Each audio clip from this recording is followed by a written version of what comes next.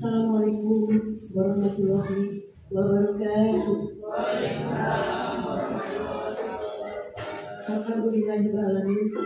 Wa bihi nasta'inu wa ala alihi wa sahbihi ajma'in. Amma ba'du. Yang terhormat Kepala Sekolah SDN Kampung 3 Ibu Haji Naim. Yang saya hormati Ibu Bapak Guru SDN 3 yang hebat-hebat dan luar biasa. Yang saya hormati juga rekan kerja saya Pak Jendari. Semoga sukses selalu. Ibu dan Bapak, pertama-tama marilah kita panjatkan puji dan syukur kepada Allah SWT yang telah memberikan kenikmatan sehingga pada hari ini kita bisa hadir di acara diseminasi calon guru penggerak. Ibu dan Bapak Guru, marilah kita sama-sama bersyukur pada hari ini bisa menghadiri acara diseminasi. Semoga acara ini sangat bermanfaat untuk Ibu Bapak Guru yang hebat, terutama untuk Pak Juliari MPD, karena ini adalah ilmu yang luar biasa. Beliau pun punya tujuan tertentu untuk memaparkan apa yang harus disampaikan hari ini. Kita sebagai pekerja siap menempuh dan siap mensukseskan beliau. Amin, amin ya rabbal alamin. Ibu dan Bapak Guru yang hebat, susunan acara pada hari ini yang pertama adalah pembukaan, yang kedua menyanyikan lagu Indonesia Raya yang akan dipimpin oleh Ibu Tri Irianisi, yang ketiga sambutan dari Ibu Kepala Sekolah kita Ibu Haji Naishiro MPD, yang terakhir adalah acara inti pemaparan acara diseminasi calon guru penggerak dengan tema budaya positif. Yang terakhir adalah doa yang akan dipimpin oleh Bapak Haji Nur. Ibu dan Bapak, marilah kita buka acara ini dengan membaca basmalah. Bismillahirrahmanirrahim. Selanjutnya acara yang kedua adalah menyanyikan lagu Indonesia Raya yang akan dipimpin oleh Ibu Tri Irianisi SPD. Kepada Ibu kami persilakan. Diharap Ibu dan Bapak hebat berdiri.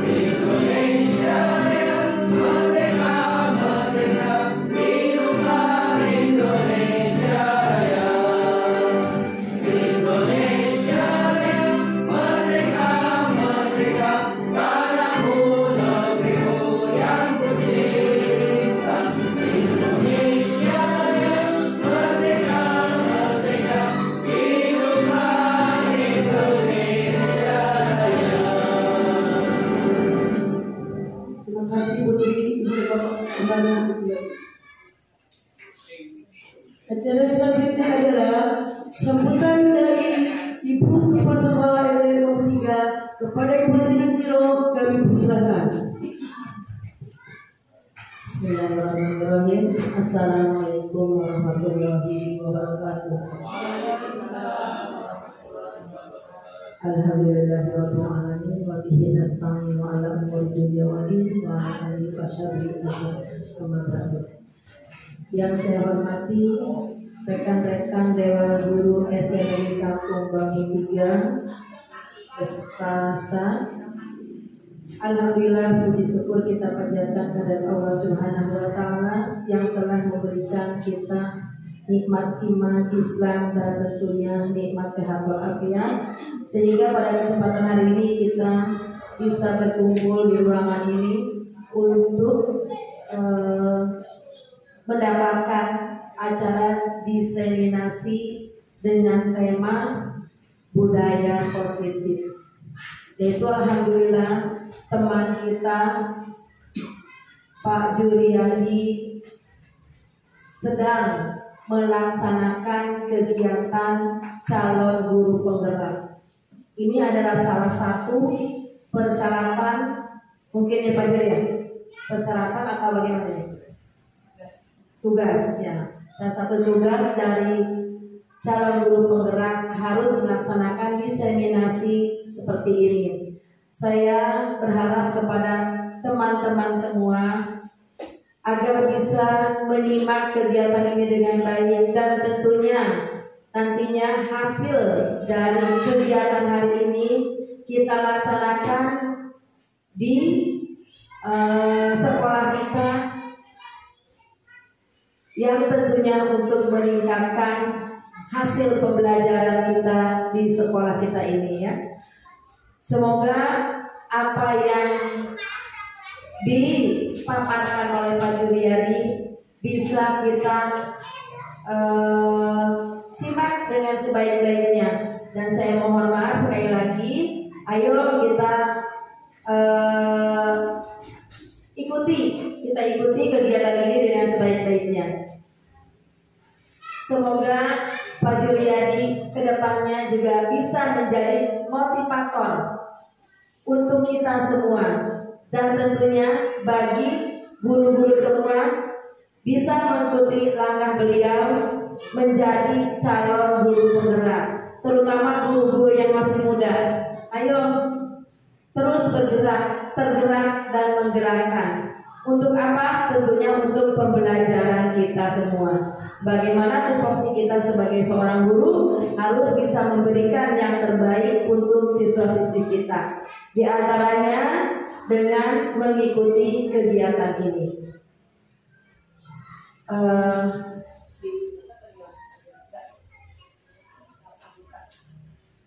Baiklah, tidak panjang lebar dari saya.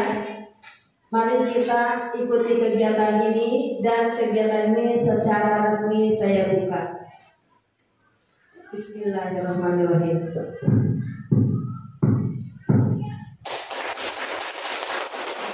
Terima kasih. Saya akhiri dengan berakhir taufiq wal hidayah. Wassalamualaikum warahmatullahi wabarakatuh. Waalaikumsalam warahmatullahi wabarakatuh. Terima kasih Bu Haji yang sudah menyampaikan sambutannya begitu banyak maknanya Pak Jur. Untuk Bapak Ibu guru, mungkin sedikit kata Ibu tadi, ayo kita dengarkan apa yang disampaikan oleh Pak Juliadi, karena kalau kita lihat judul itu berhubungan dengan P5 ada dan GSM ada.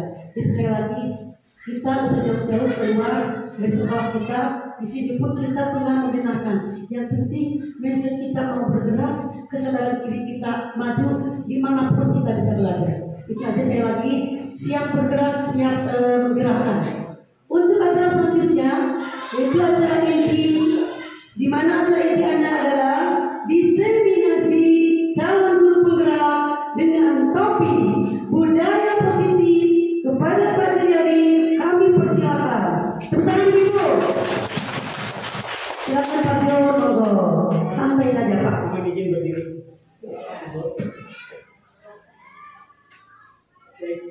Bismillahirrahmanirrahim. Assalamualaikum warahmatullahi wabarakatuh. Alhamdulillah, saya sangat bersyukur hari ini bisa berdiri di sini, dan juga saya lebih bersyukur lagi ternyata rekan-rekan saya juga mau mendukung saya semua, dari ibu kepala sekolah, rekan-rekan semua, karena ini adalah salah satu bagian rangkaian kegiatan yang harus saya lalui di dalam pendidikan guru penggerak angkatan 9. Sebetulnya saya angkatan 8, karena angkatan 8 pesertanya tidak terlalu banyak, jadi kemarin agak lama makanya menunggu angkatan 9. Jadi saya ikut gabung di angkatan 9, harusnya angkatan 8, harusnya sudah selesai, tapi baru mulai. Nah sekarang. Nah jadi kurang lebih saya masih sampai bulan Februari untuk mengikuti rangkaian ini. Ibu bapak sekalian, yang pertama yang ingin saya sampaikan bahwa materi budaya positif ini saya ikuti rangkaian kegiatannya selama kurang lebih 2 minggu. 2 minggu mulai dari konsep, teori, praktek ya. Kemudian kami diminta untuk mendiseminasikan. Karena memang semua ilmu yang ada di guru penggerak kita aplikasikan di sekolah. Gitu. Saya diminta untuk mendiseminasikan dalam waktu 1 jam materi yang saya ikuti selama 2 minggu. Gitu. Saya makanya bingung juga kemarin teman-teman juga pada sama. 1 jam kita belajarnya 2 minggu gitu. Nah makanya ini mungkin barangkali apa yang saya sampaikan ini tidak seutuhnya mungkin ya apa yang kami terima. Tapi paling tidak ini mungkin sedikit membuka jendela hati kita bahwa ini yang kita pelajari, ini yang mungkin seharusnya kita lakukan. Dan saya ingin sebetulnya ini semua adalah bagi rekan-rekan semua ini makan sehari-hari sebetulnya. Ya, hal biasa lah buat teman-teman semua, saya yakin pasti hal biasa. Ya, cuma saya berharap dengan setelah penjelasan ini hal yang biasa ini karena dilakukan dengan luar biasa, insya Allah nanti hasilnya akan luar biasa. Apalagi dilakukan oleh ibu bapak guru yang luar biasa juga yang hebat. Saya yakin hasilnya akan luar biasa. Ya. Ibu bapak, saya ingin kita siang ini karena memang sudah siang ya. Saya ingin kita hadir sepenuhnya di sini di ruangan ini ya dengan hati yang penuh ya, tidak terbagi-bagi dengan yang lain ya. Mohon dalam 1 jam ke depan insya Allah saya mudah-mudahan berusaha 1 jam bisa menyelesaikan ini. Mohon kita bisa hadir di sini dengan penuh ketenangan hati. Kita sama-sama nanti mungkin ada yang bisa kita petik dari sini kita bawa di dalam keseharian kita di sekolah, yaitu untuk menciptakan sebuah budaya yang positif. Sebuah budaya positif. Ibu bapak, izinkan saya yang pertama untuk menyampaikan ini. Ini adalah sebagai bahan renungan buat kita supaya kita benar-benar full hati kita ada di sini.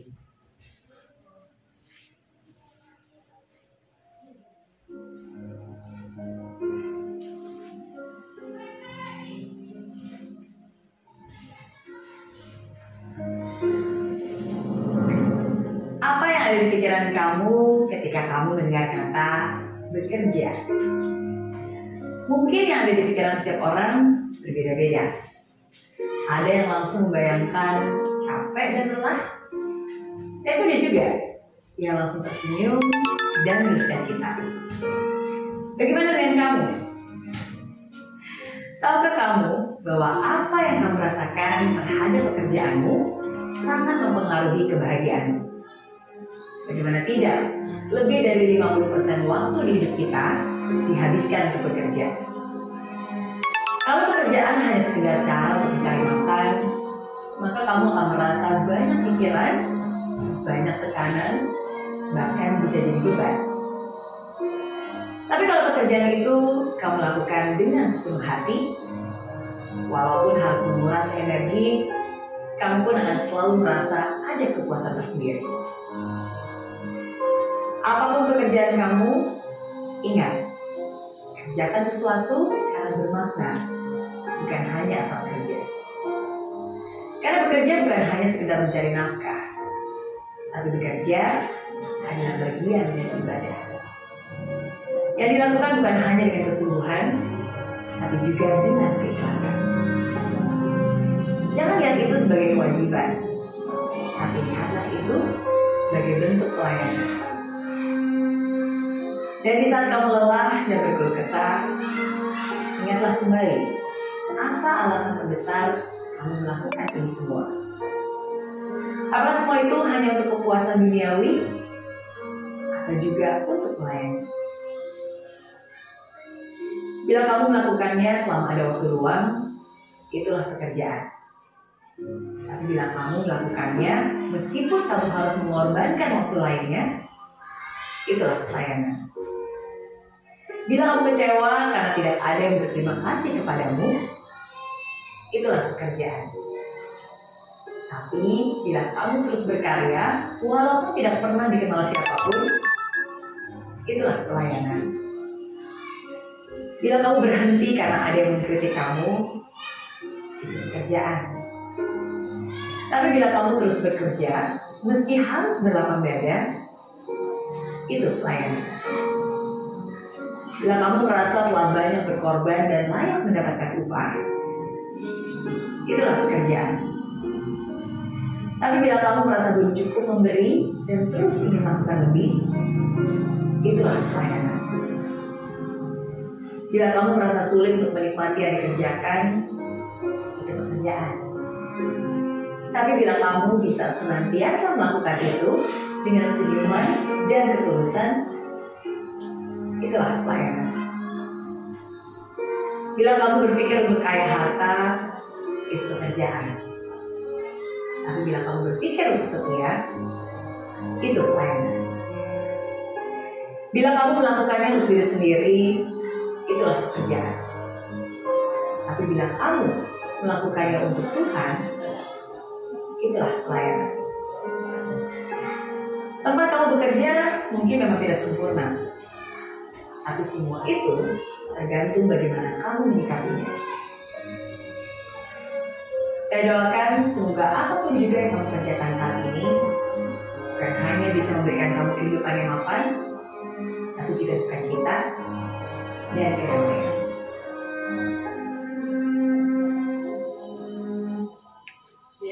Walaupun kita bekerja di tempat yang tidak sempurna, ya, tapi bukan tempatnya ternyata. Insya Allah. Sebelumnya mohon izin karena mungkin saya sebenarnya sudah setting jam 11 sampai jam 12 biar nggak mentok waktu zuhur. Tapi apa daya tadi jam setengah 12 baru dimulai. Pak Haji, apakah boleh saya lanjut? Baik teman-teman, saya mohon izin untuk lanjut. Baik, selanjutnya Ibu Bapak, dari diseminasi ini ada beberapa yang tujuan yang ingin kita capai untuk mengenai budaya positif ini. Yang pertama adalah intinya adalah kita ingin belajar bagaimana membuat sebuah lingkungan, sebuah budaya positif di lingkungan kerja kita. Ya. Tidak bisa sendiri. Saya tidak bisa sendiri. Ya. Ini adalah sebuah lingkungan, sebuah budaya. Ya. Kalau hanya sendiri ada 1, 2, 3 yang berbudaya positif tidak akan kelihatan. Tapi ketika semuanya bergerak, itulah akan menjadi sebuah lingkungan yang berbudaya positif. Intinya itu sebetulnya yang ingin dicapai.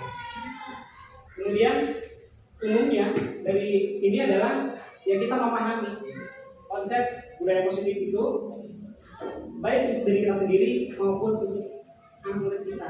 Karena memang dunia kita adalah dunia pendidikan. Intinya itu sebetulnya. Tidak terlalu panjang. Ibu Bapak, sebelum mulai ada pertanyaan pemantik. Saya ingin mendengar pendapat langsung dari Ibu Bapak sekalian, setuju atau tidak setuju dengan yang berikut ini. Yang pertama, hukuman dapat mendisiplinkan anak. Setuju atau tidak setuju? Yang setuju angkat tangan, yang tidak setuju angkat tangan. Yang setuju dengan pernyataan hukuman dapat mendisiplinkan anak. Angkat tangan, yang setuju. Tapi ada alasannya saya. Ada alasannya. Kemudian yang tidak setuju, alasan juga. Ya, oke. Semuanya benar. Semuanya betul. Ini masalah paradigma. Kemudian yang berikutnya, pemberian hukuman dengan hal positif seperti misalnya kan kadang-kadang kita suka ya, pernah ya, anak kita hukum kita suruh membaca atau membersihkan halaman sekolah, membersihkan toilet, atau suruh nyiram orang lah di sini ya begini ya, suruh ngepel, suruh ngapain ya misalnya. Apakah yang seperti itu dapat meningkatkan disiplin anak? Setuju atau tidak? Setuju. Setuju. Yang lainnya berarti tidak setuju. Ya, atau idem. Kemudian berikutnya, memberi penghargaan dapat meningkatkan motivasi belajar anak. Setuju? Setuju ya? Setuju. Tidak ada yang tidak setuju ya ini ya? Oke, nanti kita lihat. Ya. Kalau dia Ya, oke baik. Ini nanti setelah kita menyelesaikan ini mungkin ada sedikit perubahan tadi dengan jawaban kita mungkin dari kalian. Baik, yang pertama kami diajak mengeksplorasi konsep. Cukup banyak materinya memang, cukup banyak disuruhi dengan tugas-tugas setiap bagiannya. Dan ini mungkin hanya kutipan-kutipannya saja. Yang pertama yang akan kita bahas di dalam topik kali ini adalah pertama adalah disiplin positif. Disiplin positif dan nilai-nilai kebajikan universal. Kebajikan universal artinya suatu nilai kebajikan yang lintas bangsa, lintas agama itu diakui. Ya, contohnya saling menyayangi, menghormati, menghargai itu kan sudah universal sifatnya. Kemudian juga nanti kita akan melihat teori motivasi. Hubungannya dengan pertanyaan yang tadi. Hukuman, penghargaan, dan restitusi. Mungkin kita baru mengenal restitusi. Oke. Kalau orang pajak mungkin biasa. Kemudian keyakinan kelas. Apalagi ini keyakinan kelas. Kemudian kebutuhan dasar manusia dan dunia yang berkualitas. Dan restitusi, 5 posisi kontrol. Ini mungkin satu buat saya sih baru. Ya, buat saya sih baru. Tapi nanti akan kita lihat bersama. Dan restitusi, segitiga restitusi ini masih dalam bagian yang 2.5-nya. Ya. Yang pertama mengenai disiplin positif dan nilai-nilai kebajikan universal. Ibu bapak, saya ingin mengilustrasikan begini. Saya minta ibu bapak atau nggak usah pakai ini deh, tulis aja di tangannya. Ibu bapak, apa yang paling ibu bapak menurut ibu bapak paling berharga dalam hidup ini? Satu hal, bayangkan satu hal yang paling berharga, ya, yang paling berharga yang ibu punya saat ini, ibu bapak punya. Boleh ditulis di tangan atau diingat aja, anggap aja yang berharga itu ada di dalam kepalan tangan ibu bapak. Ya, tidak di kepala, ya. Ya. Nah, terus saya minta salah satu temannya, kalau misalnya Bu Ami sudah menyimpan sesuatu yang sangat berharga. Saya minta rekan sebelahnya, contohnya Putri, bujuk, rayu, kalau perlu paksa Bu Ami ingin tahu apa atau mengambil apa yang ada di dalam kepalanya. Ya, tepoin. Ya. Contoh, kita lihat Putri, ya, pakai Putri aja deh. Ya. Diambil apa pengen tahu? Boleh pengen tahu, boleh diambil ya. Bapaknya gimana caranya? Terus pasti yang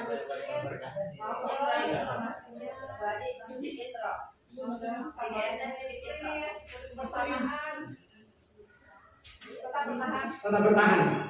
Ya. Mungkin ada yang akan membuka tangannya, kepalanya, yang akan memberikan. Tapi mungkin juga ada yang bertahan. Walaupun dirayu, dikasih imbalan, dikasih iming-iming, tapi tetap dia tidak mau membuka kepala tangannya. Ya. Dari situ kita akan belajar bahwa kita sebetulnya, kita sebagai guru, kita tidak bisa mengontrol orang lain. Kita tidak bisa mengontrol murid kita sebetulnya. Ya. Kontrol yang sesungguhnya adalah pada diri kita sendiri. Ketika Bu Ami dipaksa, dirayu, diiming-imingi ini dan itu, tapi dia tidak mau membuka juga karena memang dia mengontrol dirinya, saya tidak akan buka. Tapi ketika mungkin dia punya pemikiran lain, saya buka deh, karena saya ingin sesuatu dan lain-lainnya gitu ya. Itu adalah hak dia, haknya Bu Ami yang punya kontrol. Sebetulnya orang lain tidak bisa mengontrol diri kita. Kita sendiri yang bisa mengontrol diri kita. Intinya sebetulnya ilustrasinya seperti itu, ya. Dari ilustrasi yang barusan kita peragakan. Nah, kemudian ini.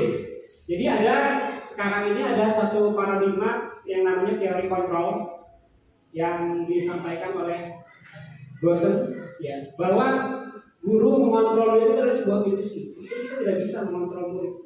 Ya. Kemudian bahwa kritik dan membuat orang merasa bersalah dapat menguatkan karakter. Kadang-kadang kita anak melakukan kesalahan, ya, kita buat dia supaya dia benar-benar merasa bersalah, gitu ya. Ada seperti itu ya. Saya juga melakukannya, gitu ya. Menurut teori ini itu, ya, tidak bisa seharusnya. Itu tidak akan berhasil. Kemudian juga mengenai semua penguatan positif efektif itu dan bermanfaat itu hanya sebuah ilusi sebetulnya. Tidak bisa juga sebetulnya. Ya. Kemudian bahwa orang dewasa memiliki hak untuk memaksa juga itu dalam teori ini itu tidak diakui. Gitu. Nah, aplikasinya seperti apa nanti? Sebuah paradigma ini kalau yang dulu, yang lama ini stimulus respon. Kalau yang sekarang sedang dikembangkan yang ini, teori kontrol atau teori pilihan oleh Gosset. Ya. Kalau stimulus respon itu perbedaannya, kita itu mencoba mengubah orang agar berpandangan sama dengan kita. Putri memaksa Bu Ami karena supaya pokoknya paksa dia supaya punya pandangan sama, jadi gitu. Padahal kan orang nggak bisa kita paksa seperti itu. Nah, di teori ini kita harus berusaha memahami pandangan orang lain, bukan orang yang kita paksa sesuai dengan kita, tapi kita lah yang harus bisa memahami orang lain. Ya. Kemudian perilaku, kalau yang stimulus respon itu perilaku buruk dilihat sebagai suatu kesalahan. Tapi kalau di teori yang ini adalah semua perilaku itu ada tujuannya pasti. Seorang anak melakukan ini dan itu pasti ada latar belakangnya. Pasti ada. Ya, kita melakukan ini dan itu pasti ada. Ya, ada dasarnya pasti. Nggak mungkin nggak ada sesuatu. Kemudian orang lain bisa mengontrol saya. Di sini hanya kita. Kita adalah kita yang mengambil keputusan. Kemudian saya bisa mengontrol orang lain, Anda tidak bisa mengontrol orang lain dalam teori. Kemudian pemaksaan ada pada saat bujukan gagal. Ketika dibujuk gagal, paksa. Ya. Ketika anak dinasehatin baik-baik, ini nggak bisa, perasaan bisa. Iya, nggak bisa seperti itu. Jadi harus ada kolaborasi dan konsensus, menciptakan pilihan-pilihan baru. Ya, bukan seperti itu caranya. Kemudian model berpikirnya menangkalan. Tapi di sini adalah model berpikir win-win solution mungkin ya, kalau istilah kerennya ya, berpikir menang-menang. Ya, ini paradigma, ya. Selanjutnya, ya. Kalau dalam teori ini, ya, maka implementasinya adalah kita tidak bisa mengontrol orang lain, hanya diri kita sendiri yang bisa mengontrol. Ya. Terus pengejawantanya dalam mata disiplin, belajarlah kita untuk mengontrol diri dengan menggali potensi kita, agar tercapai tujuan mulia, yaitu sesuatu yang menjadi seseorang yang kita inginkan berdasarkan nilai-nilai yang kita hargai. Harus menjadi diri kita sendiri. Ini dari closing. Ya. Kemudian semua perilaku itu memiliki tujuan, ada motivasinya yang melatar belakangnya. Ya. Orang saya datang tepat waktu karena saya tidak ingin dihukum oleh kepala sekolah atau kena SP. Ya. Saya menyampaikan tugas ini dan itu tepat waktu karena saya menghindari hukuman. Ya. Itu masih termasuk motivasi latar belakang, walaupun ini adalah ekstrinsik ya. Untuk mendapatkan imbalan mungkin saya melakukan ini dan itu, untuk menghargai diri sendiri, nilai-nilai kebaikan diri personal, karena keyakinan kelas, ini mungkin sudah masuknya ke ranah intrinsik yang nanti akan kita jelaskan lebih jauh. Kemudian dalam teori ini juga model berpikirnya itu menang-menang, kolaborasi dan konsensus untuk menciptakan pilihan-pilihan baru. Ya. Ada 5 posisi kontrol sebagai kita seorang guru, sebagai seorang manusia. Ada posisi sebagai penghukum, nanti akan kita lihat seperti apa. Sebagai pembuat rasa bersalah, apakah kita ada di sini? Apakah kita ini memposisikan diri kita sebagai teman kepada anak-anak, atau sebagai pemantau, atau sebagai manajer? Yang keempat ini adalah masih ekstrinsik kalau dalam teori ini. Dan yang kelima ini yang sebagai manajer ini adalah sudah bergeraknya di sini. Nah, untuk ke sini kita nanti harus belajar segitiga restitusinya. Bagaimana caranya menjadi seorang manajer ini? Kemudian realitasnya, kebutuhan kita itu berbeda. Ya. Kita berusaha memahami pandangan orang lain tentang dunia. Setiap orang memiliki gambaran yang berbeda, itu sudah pasti. Ya. Semua kita pada dasarnya memiliki, kalau dirangkum itu ada 5 kebutuhan dasar. Yang pertama bertahan hidup, penguasaan, kasih sayang, rasa ingin diterima, kesenangan, kebebasan. Seperti Pak Haji misalnya, kesana kemari, presentasi ini dan itu pasti punya tujuan kan, closing. Nah, pasti ada motivasinya. Closing itu karena apa? Karena ingin mencapai sesuatu kan, pasti ada tujuannya. Iya. Pasti apapun itu, semua yang kita lakukan pasti itu karena ada dasarnya. Intinya ini 5 kebutuhan dasar manusia. Nah, ini saya lewat saja karena waktunya. Kemudian disiplin. Kita kembali lagi tadi mengenai penegakan disiplin. Apa sih makna disiplin? Ya, berasal dari bahasa Latin katanya. Ya, saya juga belum pernah lihat kamusnya. Ya. Artinya belajar itu. Kalau kita kan mungkin paradigma kita beda ya. Disiplin itu sesuatu yang harus dipatuhi pokoknya, gitu ya. Ternyata dari kamus ini bukan belajar. Ya, berkonotasi dengan disiplin diri. Ya, disiplin membuat orang menggali potensinya menuju sebuah tujuan agar dia dihargai. Namun di dalam budaya kita ini, ya, yang mungkin salah mungkin ya berubah. Jadi disiplin itu menjadi sesuatu yang dilakukan seseorang pada orang lain untuk mendapatkan kepatuhan supaya patuh gitu. Ya, supaya patuh. Kecenderungan umumnya adalah menghubungkan kata disiplin dengan ketidaknyamanan, bukan dengan apa yang kita hargai atau pencapaian satu tujuan mulia. Saya datang tepat waktu karena takut karena takut ini, takut nggak naik pangkat. Bukan karena menghargai, memang saya ingin karena menghargai nilai-nilai. Jadi bukan itu. Nah, selanjutnya nilai-nilai kebajikan universal. Karena tadi ada kaitannya dengan nilai kebajikan universal. Jadi nilai kebajikan universal adalah sifat-sifat positif manusia yang merupakan tujuan mulia. Yang nilai ini diakui oleh semua bangsa, semua agama, semua ras berlaku. Kebajikan itu universal. Ya. Sudah lintas bangsa, agama, dan seterusnya. Kemudian nilai-nilai kebajikan universal itu, ya, dari situ kalau menurut Dr. William Glasser, bahwa setiap hal tadi mempunyai tujuan, ya, ada tujuannya tadi, pasti ada latar belakangnya. Dengan mengaitkan nilai-nilai kebajikan yang diyakini seseorang, maka motivasi intrinsiknya akan terbangun, sehingga menggerakkan motivasi dari dalam untuk dapat mencapai tujuan mulia yang diinginkan. Nilai-nilai kebajikan yang ingin dicapai oleh setiap anak Indonesia yang kita kenal dengan profil pelajar Pancasila adalah ini. Ini adalah nilai kebajikan universal. Beriman, bertakwa kepada Tuhan Yang Maha Esa, lagu, gitu. Berkepentingan global, gotong royong, mandiri, kreatif, bernalar kritis, itu semua adalah nilai-nilai kebajikan universal yang ingin kita tanamkan, dicapai oleh anak-anak kita, termasuk diri kita sebetulnya. Nah, sekarang mengenai motivasinya tadi, motivasi, hukuman, karena ini hubungannya masih tentang itu ya, penghargaan dan restitusi. Ya, ini tadi apa yang kita lakukan masih ada latar belakangnya ya, motivasinya. Ada yang eksternal, ada yang internal. Untuk menghindari ketidaknyamanan, supaya nggak dihukum, supaya gampang naik pangkatnya, supaya ini itu kita lakukan segala sesuatunya dengan benar ya. Masih eksternal itu sebetulnya. Untuk mendapatkan imbalan juga. Ya, kita kerja, ya. Nama kita untuk mendapatkan upah, ya. Pekerjaan yang tadi kata Meliriana, pekerjaan. Ini motivasi juga, tapi eksternal. Tapi ketika kita tadi bekerja, ya kalau kata istilahnya Meliriana itu pelayanan ya.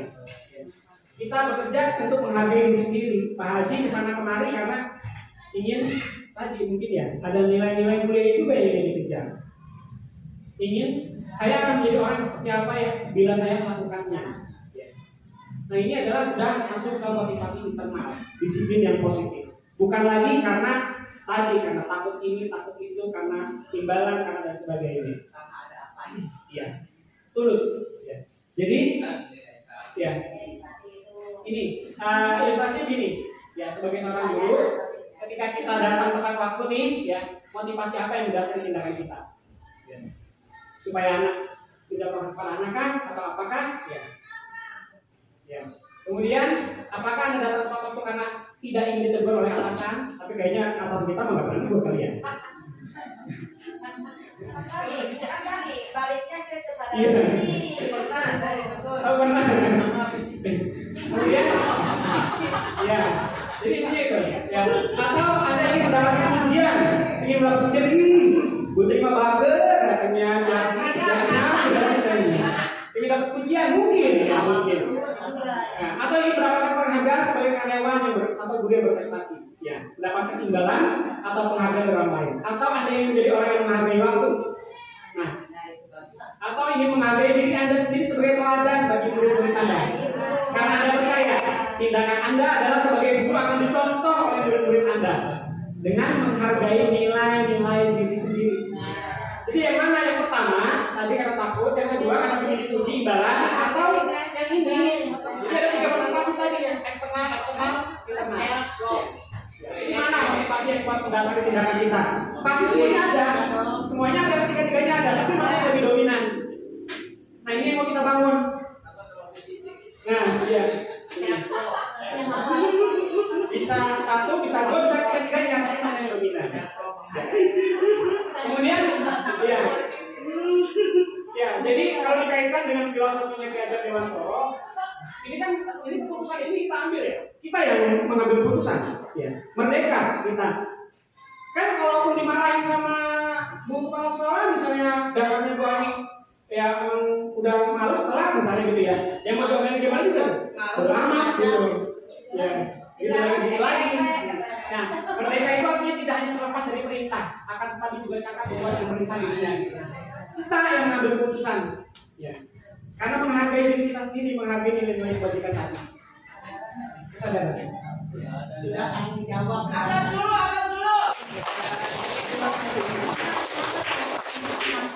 Ini yang mengena banget. Karena buat saya Bu, karena buat saya. Kemudian ya bentuk-bentuk program kebajikannya tadi sekarang yang mau kita kupas. Ya, dalam memberikan apresiasi pengakuan perlu diingat ada beberapa hal. Pengakuan itu harus secara khusus, ya, harus secara pribadi. Pengakuan harus kepada untuk di murid ya, kepada murid semua kita sebagai guru harus kita lihat. Nah, apapun yang dia lakukan, dia kemarin minjem sama temannya, minjem pensil, Bapak senang sekali kemarin kamu benar-benar berempati pada teman kamu dengan memberikan pinjam itu. Berarti kamu punya nilai kebajikan menyayangi teman. Contoh gitu. Kemudian memberikan pengakuan secara konsisten, ya, konsisten. Kemudian fokus pada prosesnya. Dari sini juga sebetulnya itu salah satu dasar kenapa ranking itu dihapuskan. Karena ranking itu hanya memberi penghargaan kepada sebagian kecil. Ya, 1, 2, 3 mungkin bangga, ini sampai 10 lah bangga. Yang lainnya si anaknya juga merasa, ya dia juga pulang dia merasa takut ke rumah, belum di rumah diomelin, kamu sih belajarnya banyak negatifnya. Ya, salah satunya itu. Ya, jadi kenapa itu salah satu dasar kenapa ranking dihapus? Tidak perlu ranking. Karena semua murid harus kita berikan penguatan, kita berikan kendali. Kemudian, nah ini contoh pengakuan kita tadi misalnya ya, pengakuan kita penghargaan pada murid yang kecil-kecil aja nih mah, ya misalnya kemarin saya perhatikan rasa empatimu besar sekali, ini nilai kebajikannya. Ya, pada saat menolong murid baru di kelas kita misalnya. Atau ada apa lagi anak misalnya saya menghargai kamu nak, kamu peduli banget kemarin pada saat kamu membantu teman-temanku di tugas kelompok. Ya, hal-hal sehari-hari yang kecil-kecil itu, ya, itu yang akan memberikan penguatan-penguatan konsisten harus kita lakukan. Baru datang jangan buka buku tahun 12 kerjakan yang ini. Kita keliling dulu anak-anak, nyanyi dulu. Kita pendekatan kepada anak semuanya. Ini salah satu aplikasinya, salah satu contoh. Ini mah makanan ibu bapak sehari-hari. Kemudian, nah, nih, yang tadi ini ilustrasi lagi. Iva kurang menguasai pelajaran matematika. Sehingga pada saat pelajaran tersebut berlangsung, dia lebih banyak berdiam diri atau menggambar di buku pelajarannya. Pada saat guru matematikanya Pak Seno menanyakan pertanyaan IPA menjadi gugup dan tidak sengaja menjatuhkan tasnya. Ya. Kemudian Pak Seno menanyakan pertanyaan, IPA pun gugup dan tak sengaja menjatuhkan tasnya dari kursi, serta tiba-tiba menjadi gagap pada saat berupaya menjawab. Seluruh kelas tertawa melihat perilakunya IPA yang berbicara tergagap dan terkejut tersebut. Pak Seno pada saat itu membiarkan teman-teman IPA menertawakan IPA yang tergagap dan malu luar biasa. Dan malahan IPA diminta untuk maju ke depan, berdiri di depan kelas sambil menunjuk hidungnya. Ya, kalau dulu mungkin suruh begini ya, atau begini ya. Nah, dengan cara itu, ya anak-anak yang lain tertawa. Ya. Yang jelas, pasti si anak, ya malu ya melakukan seperti itu. Ya. Ini pernah kan kejadian begitu ya? Saya juga mungkin pernah dulu nyuruh begitu. Ya. Ya. Nah, sekarang pertanyaannya apakah ibu bapak setuju dengan tindakannya Pak Seno terhadap IPA? Ya. Kemudian menurut Anda tindakan Pak Seno terhadap IPA adalah sebuah hukuman atau konsekuensi? Nah, tadi tidak setuju kan ya? Tapi ini kenapa tidak setuju? Apakah ini ada sebuah hukuman atau konsekuensi? Hukuman. Ya, hukuman. Kenapa? Kita akan lihat. Ya, sekarang kita sama-sama kita lihat. Mencatat 100 kali di dalam buku kalimat saya tidak akan terlambat lagi. Dulu kan saya pernah tuh, anak yang terlambat upacara. bikin tulisan, bikin berapa kali kumpulin ntar ke bapak, gitu kan. Itu saya mencatat 100 kali dalam kalimat ya. Nah ini hukuman atau konsekuensi menurut ibu bapak? Hukuman. Lari mengelilingi lapangan basket 2 kali karena terlambat hadir ke sekolah. Lari 2 kali. Hukumannya? Murid diminta untuk push up 15 kali karena tidak masuk ke sekolah. Hukuman. Menggantikan kertas teman yang telah dicoret-coret. Hukuman. Bukan. Konsekuensi. Membersihkan tumpahan air di meja tulis karena tersenggol pada saat belajar. Konsekuensi. Murid disuruh untuk tidak mengenakan sepatu seharian di sekolah karena tidak mengenakan sepatu hitam. Hukuman. Lari mengelilingi lapangan basket 2 kali karena terlambat 10 menit untuk pelajaran PJOK.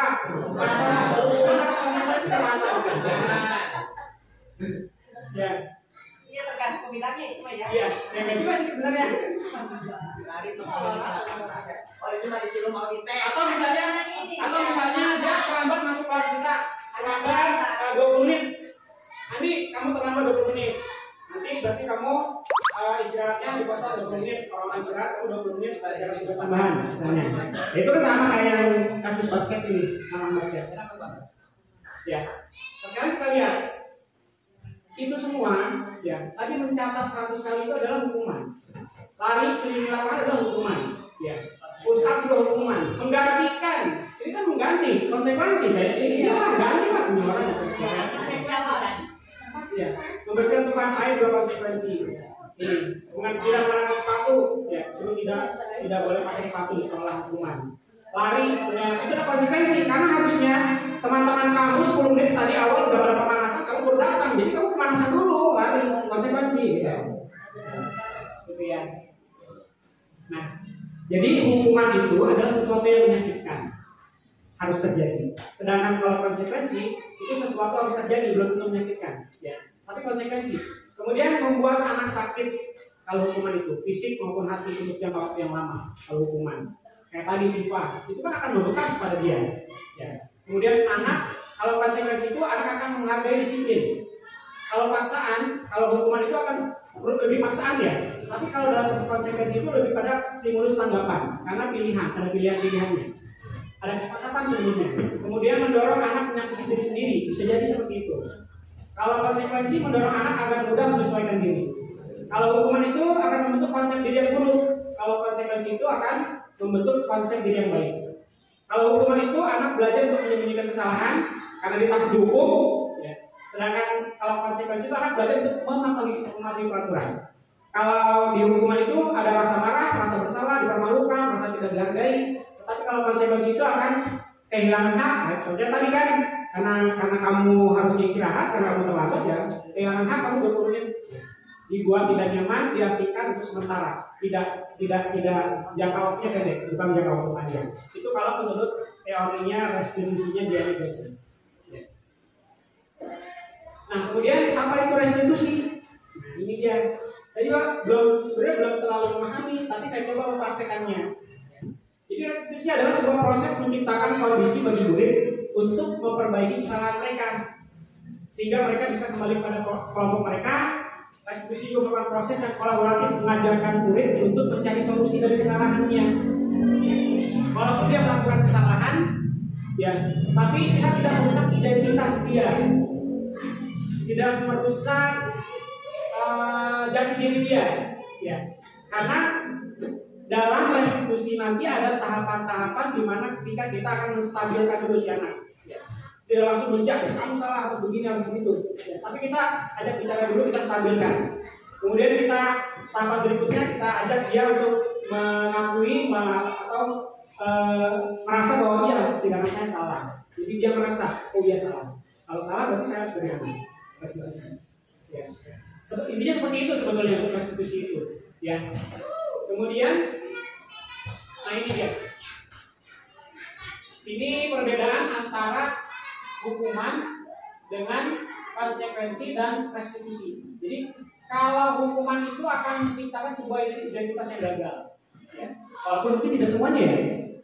Tapi kalau di sini konsekuensi atau restitusi akan lebih cenderung kepada menciptakan identitas yang sukses, lebih menguatkan pada disiplin. Ya. Tadi sebagian sudah disampaikan. Ya, ini. Berarti pemerintah salah ya kalau penjara ya. Nah, mungkin ya. Itu boleh pertanyaan bagus sih. Kita boleh diskusikan nanti ya. Jadi ini perbedaannya seperti ini. Mungkin untuk lebih jelasnya ntar kita akan lihat ada videonya kan. Ya. Lebih jelasnya. Intinya di restitusi ini merupakan ada pilihan-pilihan. Mengeluarkan untuk murid dalam jangka waktu yang panjang, korban mendapatkan ganti, murid akan mendapatkan penguatan, masalah terpecahkan, murid belajar bertanggung jawab untuk perilakunya, fokus pada pemecahan masalah bersama si anak itu yang melakukan kesalahan, dan apa yang kamu yakini, apa yang bisa kamu lakukan untuk memperbaiki masalah ini. Ini salah satu pertanyaan-pertanyaannya ketika kita menghadapi anak-anak dengan metode restitusi nanti. Ya. Dan murid akan menghormati dirinya dan orang lain. Tujuannya adalah inilah budaya positif yang kita bangun. Nah, ciri-cirinya ini bukan untuk menebus kesalahan, tapi untuk belajar dari kesalahan, untuk memperbaiki hubungan, menawarkan. Kita memberikan tawaran. Kalau begitu, terus sekarang bagaimana? Ya, kita ajak diskusi. Kemudian restitusi itu menuntut untuk melihat ke dalam dirinya dia. Intinya kita seperti ini ya, coach dan coaching. Kemudian restitusi diri adalah cara yang paling baik. Kemudian kita di sini juga kita mengeksplor si anak, sebetulnya dia melakukan ini, melakukan itu, pasti ada sesuatu di balik itu tadi. Pasti tadi ya, 5 kebutuhan dasar pasti. Ada anak yang suka ngambil, pasti ada motivasi di belakangnya. Karena 5 kebutuhan dasar tadi salah satunya. Kemudian restitusi itu fokus pada solusi dan restitusi mengembalikan murid yang berbuat salah kepada kelompoknya. Karena kita sudah tadi membangun identitas dia, menstabilkan dia, kemudian mengembalikan pada keyakinannya, dan kemudian dia bisa kembali ke kelompoknya dengan nyaman. Nah, kemudian ini keyakinan kelas. Ya. Tadi kan kita bicarakan ya ada keyakinan. Kalau selama ini kan peraturan yang di kelas ya keyakinan. Nah, mengapa nggak peraturan aja sih? Kan kita biasanya ada peraturan ya. Makanya saya coba tuh peraturan harus datang tepat waktu. Tidak boleh apa, tidak boleh ini, tidak boleh itu ya peraturan ya. Kemudian mengapa kita memiliki peraturan harus menggunakan helm bila mengendarai kendaraan roda 2? Salah satunya misalnya, kan ada peraturan ya menggunakan helm. Kenapa kita harus pakai helm? Iya, takut ditilang. Kemudian mengapa kita memiliki peraturan harus datang tepat waktu pada saat mengikuti pelatihan? Ini kan peraturan-peraturan ya, peraturan. Nah, untuk mendukung motivasi intrinsik, kembali ke nilai-nilai keyakinan, lebih menggerakkan seseorang dibandingkan mengikuti serangkaian peraturan-peraturan. Kalau mungkin sekarang saya pakai helm, bukan karena keyakinan, karena bukan nilai keyakinan, ya saya pakai helm karena takut hilang.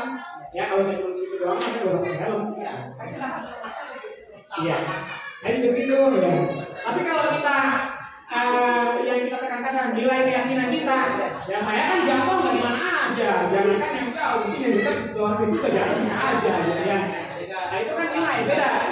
Karena nilai keyakinan, bukan karena tadi peraturan, yang bukan ini peraturan, keyakinan. Sama, saya datang tepat waktu, saya ini dan itu karena ada keyakinan, ada nilai kewajiban dalam diri kita. Ya, bukan karena takut, ya. Bukan karena takut polisi ya, bukan ya. Tapi ya itulah nggak apa-apa lah itu kan eksternal tadi ya. Tapi kalau udah karena keyakinan jadi itulah yang internal. Nah itulah yang kita gali dari sini. Mungkin penjelasannya saya agak tepat, tapi saya intinya ingin menyampaikan ke situ ya. Jadi semua yang kita lakukan itu budaya positif ini adalah berkembang bersumber tadi pada nilai keyakinan dari dalam diri kita, yaitu keyakinan yang sesuai dengan nilai-nilai kebajikan universal itu. Nah, kalau peraturan itu skupnya kecil, ya, tapi keyakinan kelas itu akan lebih besar. Keyakinan kelas itu kalau sudah bisa kita bangun akan menciptakan sebuah lingkungan yang positif. Nah, jika lingkungan sudah positif maka di suatu tempat itu, di sini misalnya desa Kampung Tiga akan tercipta sebuah budaya positif. Tapi untuk membangun itu kita harus berubah dulu nih. Peraturan kelas ini harus kita rubah menjadi keyakinan kelas. Keyakinan kelas ini akan kita tanamkan di lingkungan kita nih. Jadi keyakinan positif maka lingkungan kita akan menjadi lingkungan yang berbudaya positif di SDN Kampung Bambu 3, insya Allah pasti bisa. Nah ini lagi, mana yang merupakan keyakinan kelas dan mana yang bukan.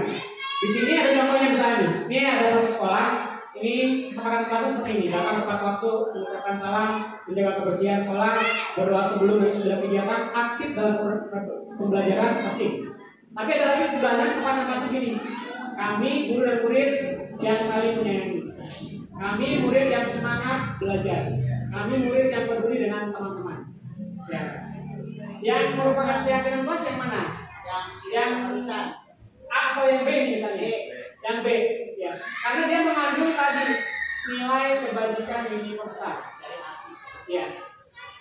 Tidak boleh bullying, tidak boleh ngatain teman, tidak boleh, itu kan peraturan.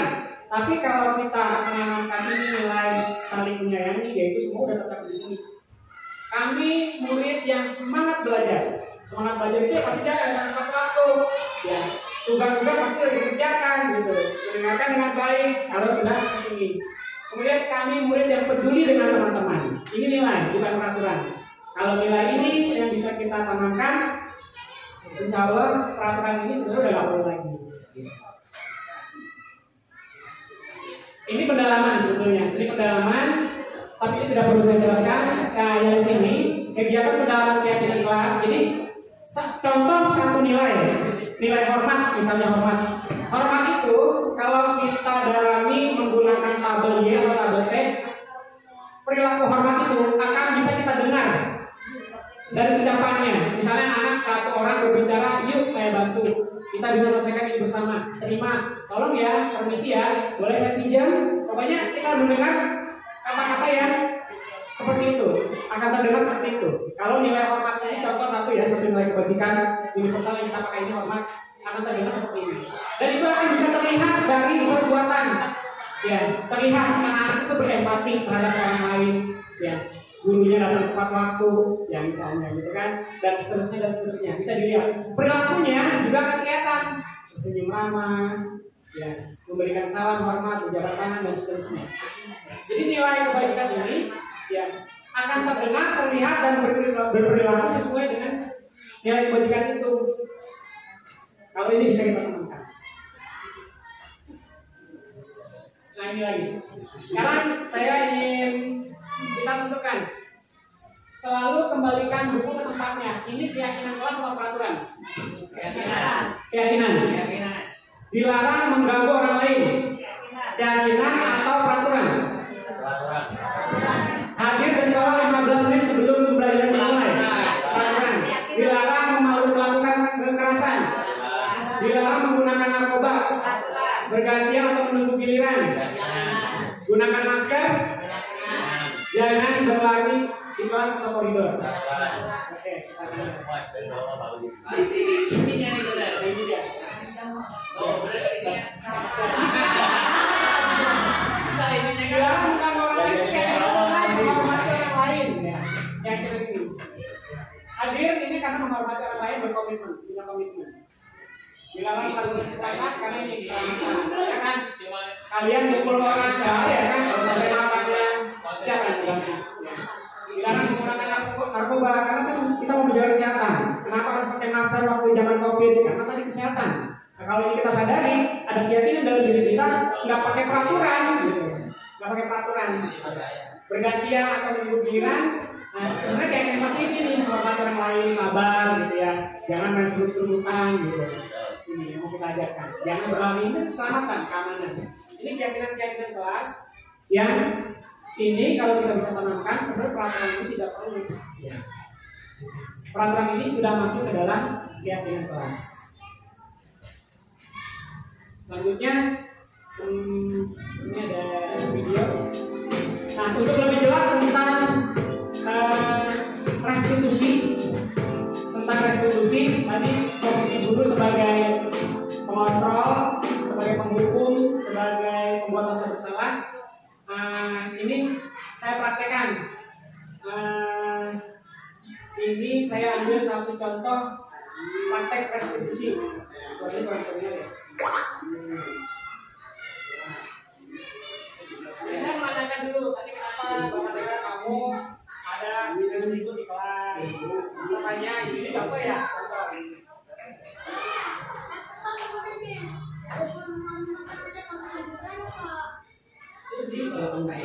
Kenapa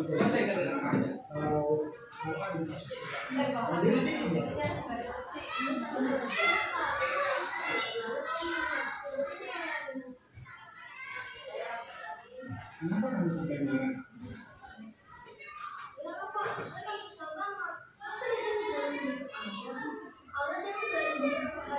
Kalau di luar teks ini.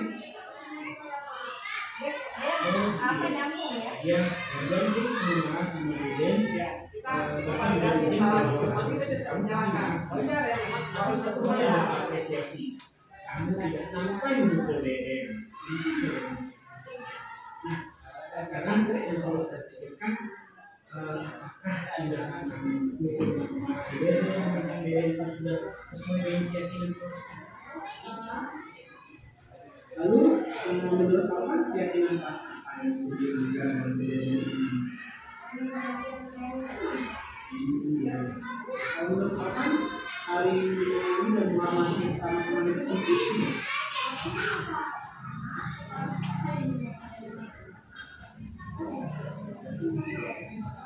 Lalu sekarang keyakinan apa yang harus kita lakukan kamu sudah tahu.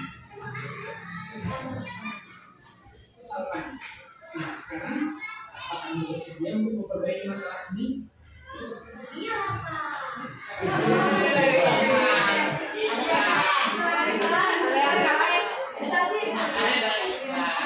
Tapi ini masih radio ya. Tapi memang saya mencoba melakukan ini ketika anak Senin yang terlambat itu saya coba mulai sekarang termasuk di kelas. Jadi kita tidak langsung menjudge dulu, kita tanya dulu. Maksudnya kita validasi dulu dia ngaku bahwa dia salah, terus harus bagaimana, kenapa tadi terlambat, ada apa, kita korek, kita buat perjanjian dengan dia bagaimana supaya nggak terlambat lagi gitu. Intinya sih kita dalam cara bisnis ini itu tadi kita mengarahkan anak itu supaya kembali kepada nilai-nilai kebajikan universal, dia memahami itu tidak lagi karena tadi takut karena takut hukum. Intinya sih itu sih sebetulnya. Nah, inilah dia dasar-dasar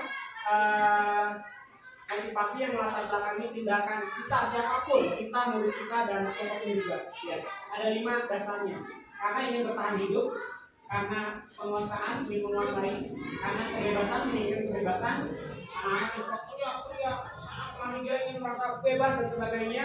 Ya, kemudian karena kesenangan, ya, ingin kesenangan dan ingin kasih sayang. Ya.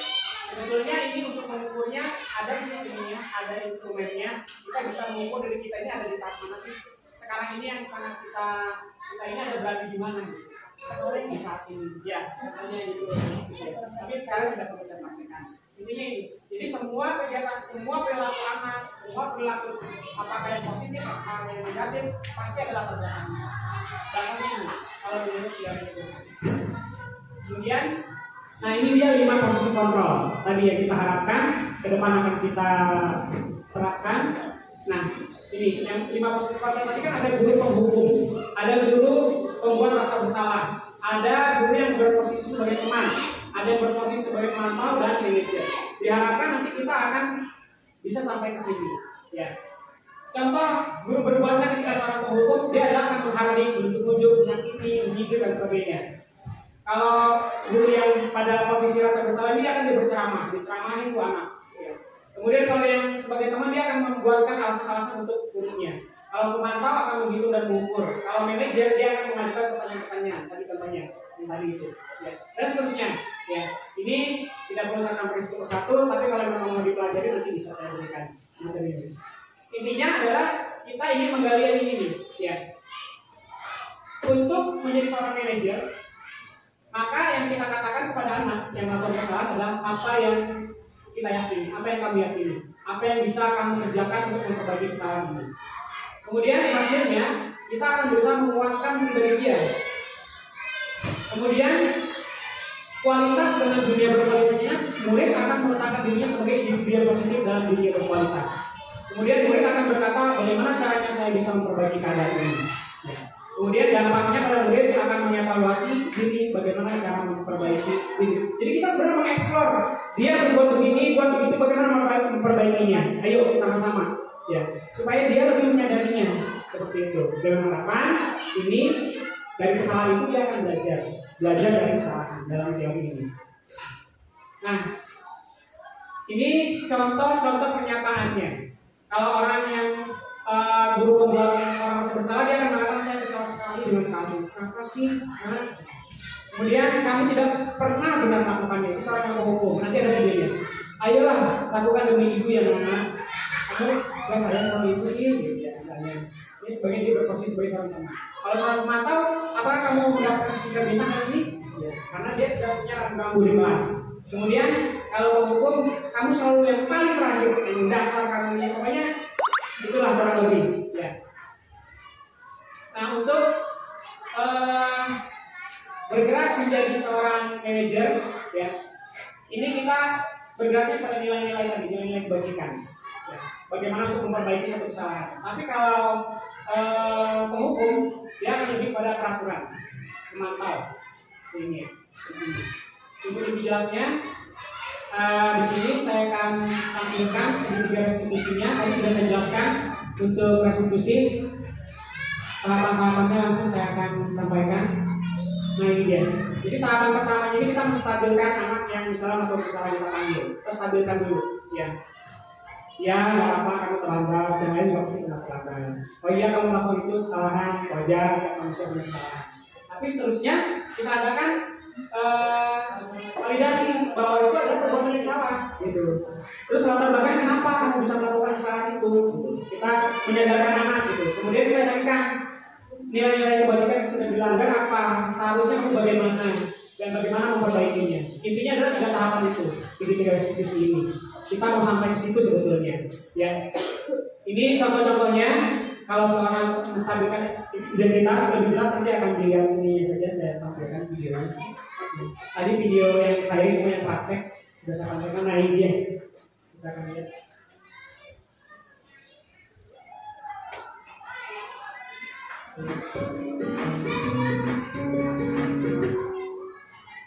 Sangat bahagia ibu dan bapak guru hebat. Dalam penerapan disiplin positif restitusi, salah satu program yang dikembangkan adalah 5 posisi kontrol. 5 posisi kontrol dalam restitusi adalah proses perjalanan seorang pendidik agar dapat mengenali dirinya. Pada video kali ini, kita akan membahas tentang 5 posisi kontrol yang dikembangkan oleh Diane Dawson dan contoh penerapannya.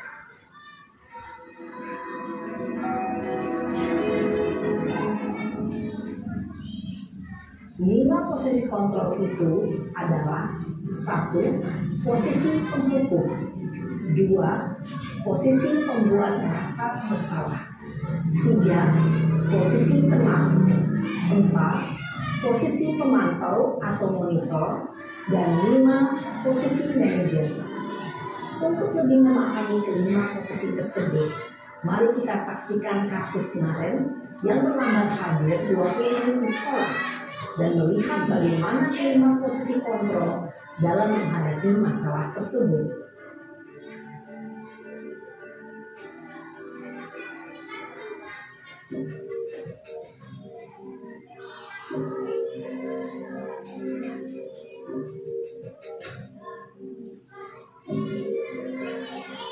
Naren,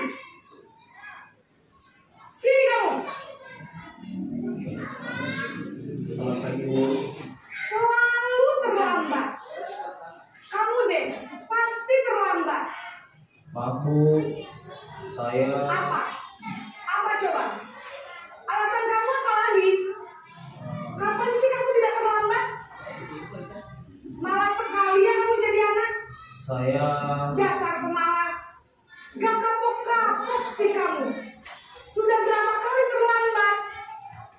Sana, kamu keliling lapangan basket 2 kali. kenapa saya harus keliling lapangan basket, Bu? Kenapa? Kamu melawan ibu. Berani-beraninya jawab. Sudah terlambat, masih berani jawab pula. Sekarang, keliling lapangan basket 5 kali sekalian. Biar kapok. Cepat. Pergi sana ke lapangan basket.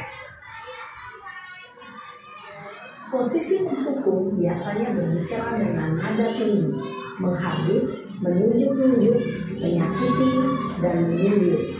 Hukuman bisa berupa fisik maupun psikis. Ibu dan bapak guru hebat. Dampak yang terjadi pada murid ketika guru berada pada posisi penghukum adalah murid cenderung akan memberontak, bahkan menyimpan dendam.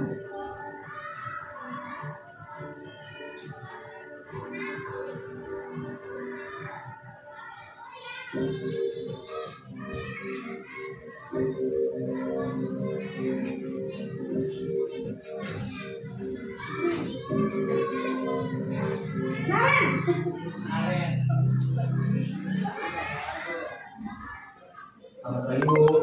Naren, kamu kenapa terlambat lagi, nak? Ya Tuhan, Naren, kamu senang ya bikin ibu susah ya? Kalau kamu terlambat lagi, nanti ibu yang ditegur bapak kepala sekolah, nak. Disangka ibu tidak bisa membina kamu. Duh, gimana ini? Maaf, Bu. Duh, Gusti Naren, kamu suka ya kalau ibu ditegur bapak kepala sekolah? Terus, sekarang ibu harus tulis apa yang di buku absen? Ini kamu sudah sering terlambat loh. Ibu harus apa coba? Maaf, Bu. Maaf sekali. Ya sudah, lain kali jangan bikin ibu susah lagi ya, nak ya. Ibu tidak akan kuat lagi kalau kamu begini terus. Bisa jantungan kalau ibu ditegur bapak kepala sekolah. Sana cepat kelas. Maaf ya, Bu. Maaf sekali. Posisi pembuat rasa bersalah berbicara dengan nada tenang, cenderung lembut, namun kata-kata yang diutarakan membuat murid merasa menjadi orang yang gagal, memandang buruk dirinya sendiri, merasa tidak berharga, dan tidak sanggup membahagiakan orang lain. Ketika guru mengambil posisi pembuat rasa bersalah, murid akan menganggap dirinya yang bersalah dan ia akan menyimpan emosi negatif tersebut di dalam dirinya.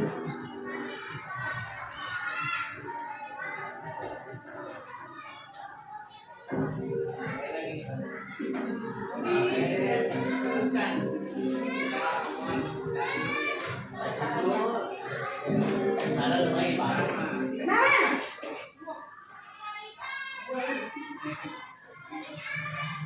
Selamat pagi, Bu. Wah, sudah jam berapa ini, nak? Terlambat lagi ya, sayang. Iya, Bu. Habis ibu saya lupa bangunkan saya, Bu. Kamu malah menyalahkan ibu kamu. Kamu bukannya anak yang larinya paling kencang. Kok terlambat sih? Iya, Bu. Saya memang terlambat bangun tadi. Jadi, biarpun saya lari kencang, tetap gak terkejar, Bu. Ya sudah sana. Nanti lain kali larinya lebih kencang lagi ya. Biar gak terlambat lagi. Bikin senang ibu. Demi ibu. Bisa kan? Bisa lah, Bu. Ya sudah, sana masuk kelas. Ibu beresin urusan absen kamu. Kamu ini ada les saja.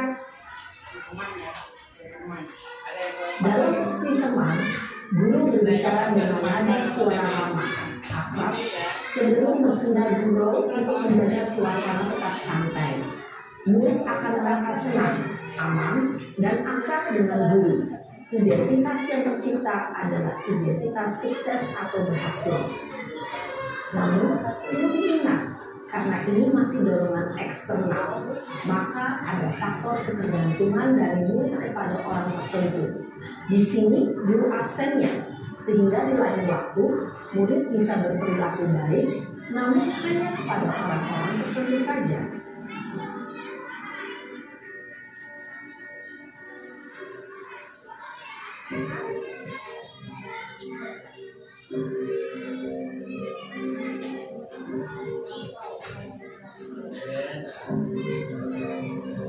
Naren!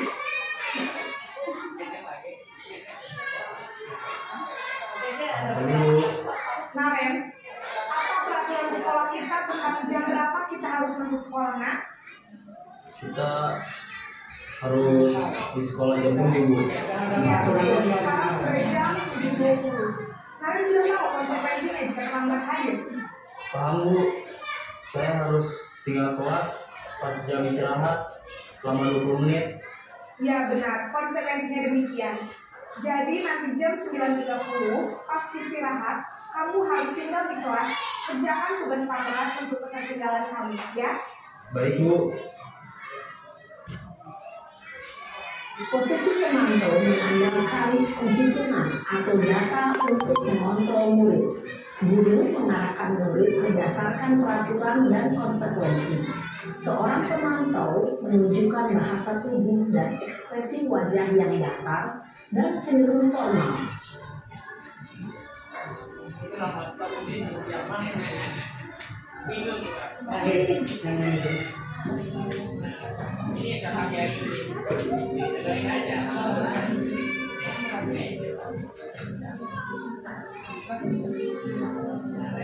Naren!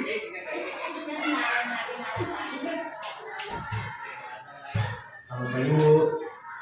Selamat pagi, Naren. Maaf Bu, saya terlambat. Iya, sekolah masuknya jam 7, sekarang sudah jam 7.20. Jadi sekarang bagaimana ini, Naren? Maaf Bu, saya lupa setel alarm saya semalam. Baiklah, menurut kamu, keyakinan sekolah yang mana yang perlu kamu tingkatkan? Menghargai diri sendiri dan orang lain mungkin ya Bu. Setuju. Jadi, apakah Naren meyakini prinsip saling menghormati tersebut? Iya Bu, saya meyakininya. Apakah Naren bersedia memperbaiki masalah keterlambatan ini? Bersedia Bu. Bagaimana kamu akan memperbaiki masalah keterlambatan ini? Saya akan coba untuk tidak lupa menyetel alarm saya Bu. Baik, kalau Naren mau kenalan di rumah, ada orang yang kira-kira bisa bantu mengingatkan tidak? Ada Bu, kakak saya, Kak Emma. Ada lagi selain Kak Emma? Selain Kak Emma, ada ibu saya. Jadi yang mengingatkan Naren adalah Kak Emma dan Ibu Adia. Kira-kira bagaimana saya akan melakukan Naren? Setelah pulang sekolah, akan segera saya lakukan. Baik, jadi Naren akan setel alarm untuk bangun besok pagi dan akan diingatkan oleh kakak dan ibu dan Naren ya. Ada lagi yang lebih perlu dilakukan Naren? Ada tidak terlalu banyak lagi. Tidak ada Bu. Baik Naren, terima kasih untuk kerjasama kamu. Sekarang kamu perlu kembali ke kelas untuk belajar. Baik Bu, terima kasih. Posisi manajer adalah posisi kontrol yang disarankan untuk membimbing murid memiliki sikap disiplin yang positif, yaitu murid yang mandiri, bertanggung jawab, dan dapat memecahkan masalah. Tujuan dari posisi ini adalah agar murid dapat berefleksi atas tindakannya.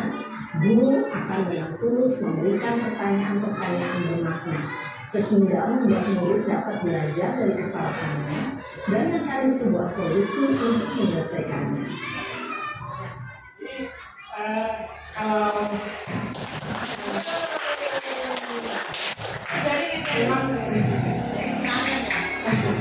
Iya, saya mencoba mengaplikasikannya memang untuk belajar ya, untuk belajar. Dan mungkin memang dengan kondisi real mungkin bisa kadang kita bisa menjadi penghukum mungkin barangkali ya, tapi kita berusaha menghindari. Mungkin kita bisa sekali waktu bisa menjadi seorang teman, menjadi seorang pemantau dan menjadi seorang manajer.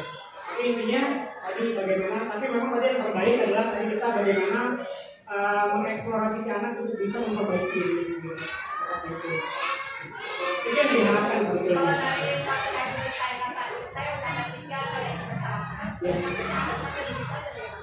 Nah, ini juga. Itu kan saya bilang tadi dalam kasus nyata kita tidak bisa 100% menggunakan yang salah satunya. Mungkin ketika kamu misalnya menggunakan memang kita akan bedain perlakuan mungkin barangkali ya. Jadi memang sekali lagi ibu bapak kita semua sebetulnya yang paling tahu sebetulnya. Tapi intinya teori ini kita sudah dapatkan gitu ya. Ketika menghadapinya yang gitu ya. Idealnya ini seperti itu, idealnya dalam kondisi normal idealnya seperti itu. Ya, oke, yang terakhir intinya Bapak dari semua budaya positif ini kan kita ingin membangun sebuah budaya yang bersumber pada nilai kebajikan yang ada dalam diri kita ya. Intinya dari itu. Nah karena itu bersumber pada diri kita, maka saya mengilustrasikan satu hal. Ini menjadi penutup closing, bukan closingnya Pak Adi ya, closingnya saya. Saya punya 2 gelas. Ini bersih, udah dicuci Mas ini tadi ya gelasnya. Sudah tidak bersih. Ini kosong bersih. Yang ini Panji, saya ada tanah, ada batu dan sebagainya.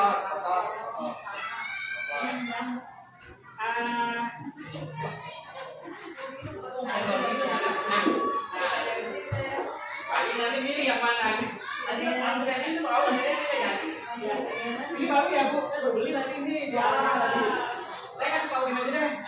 Tapi yang kasih aja lah.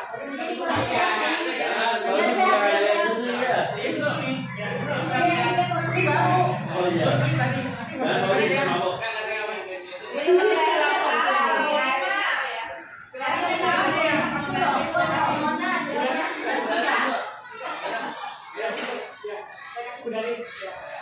boleh diminum. Beneran. Kalau itu bayi Uno.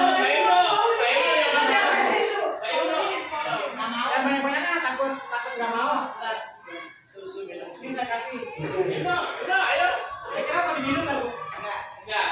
Karena ngeliat dari daftarnya pakai tahu ini apa toppingnya ada tanah, ada daun. Saya habis dikasih ada roti. Padahal ini susu loh Bu. Baru ini. Karena tadi saya beli tuh. Torin katanya sisanya gitu. Boleh. Karena ada udah dikasih topping. Kalau ya, ini ada refleksi sebenarnya. Jadi kita itu adalah gelasnya. Jadi sesuai dengan kalau dalam ajaran Islam ya, sesuaikan perkataanmu dengan amal perbuatanmu. Jadi kalau gelasnya bersih,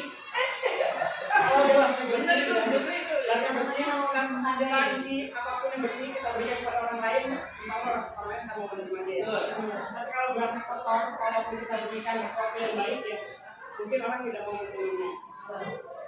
Refleksinya pasti ibu bapak semua tahu semua.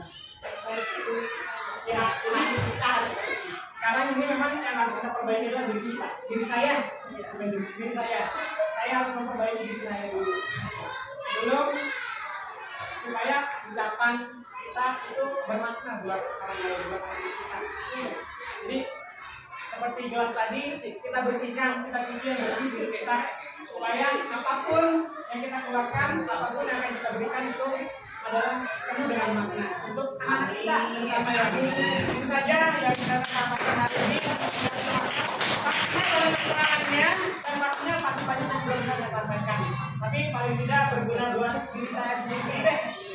Terima kasih sekali lagi atas waktunya. Mohon maaf atas waktunya. Sekali lagi, I love you all.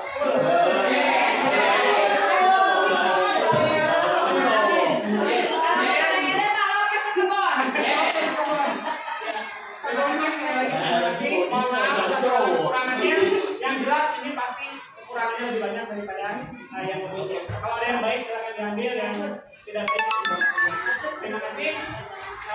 Tanya jawabnya di ruang kemudian. Ini saya closing dulu. Jadinya warahmatullahi wabarakatuh.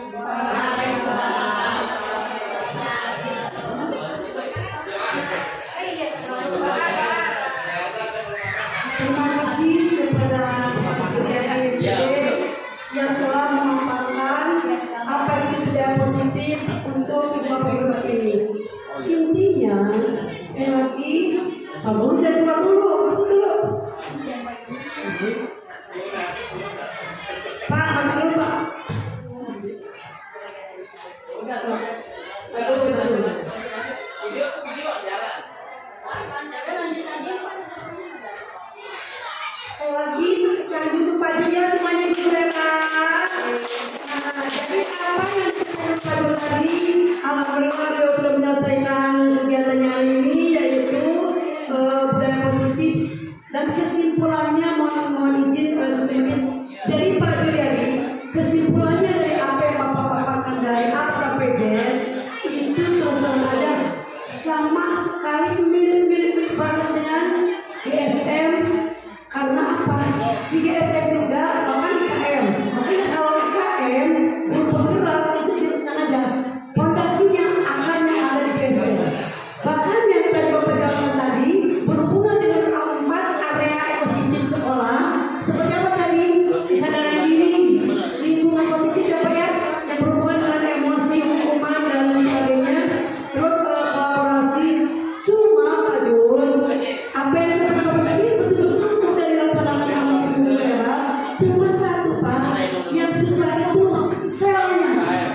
itu saya kesadaran diri dan lagi. Kesadaran diri itu sangat susah karena apapun kurikulumnya tidak ada berubah. Kurikulum sama mau A mau B. Yang berbeda apanya? Makhluk hidupnya, SDM-nya.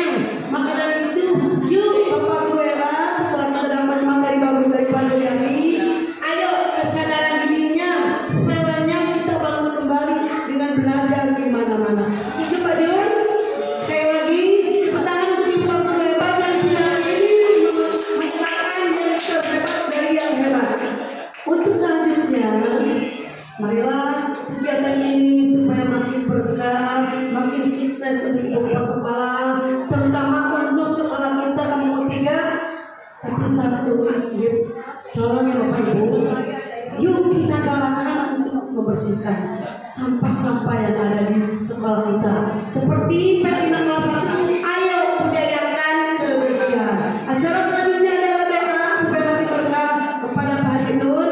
Kami persilakan untuk mendoakan Pak Jun dan Ibu Bapak Guru hebat ini. Pada Pak Haji, kami persilakan doa. Tes. Baik Bapak, alhamdulillah bermanfaat sekali ilmu ini ya. Mudah-mudahan ini bisa kita kembangkan di sekolah. Terima kasih Pak Joyani. Mudah-mudahan juga tadi Bu Hayati ini teori yang mempraktekkan. Bagaimana supaya kita praktek harus bisa punya kesadaran ya. Dan bagaimana harus punya kesadaran? Saya punya ilmunya, namanya modifikasi data pikiran, MDP namanya.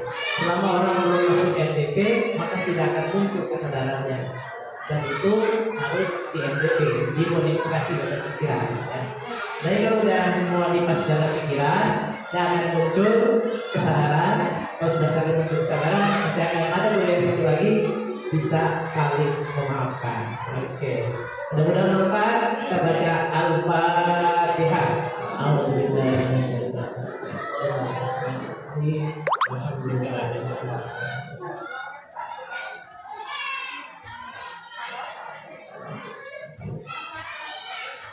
Bismillahirrahmanirrahim. Alhamdulillahirabbil alamin. Hamdan yuwafi ni'amahu wa yukafi'u mazidah. Ya Rabbana lakal hamdu kama yanbaghi li jalali wajhikal karim wa azimi sultanik. Allahumma shalli ala sayyidina Muhammad wa ala ali sayyidina Muhammad. Allahumma ansurna innaka khairun nasirin. Allahumma ighfir lana innaka khairul ghafirin. Allahumma arhamna innaka khairur rahimin. Wahdina wa najjina minal qawmi zalimin. Rabbana atina fid dunya hasanah wa fil akhirati hasanah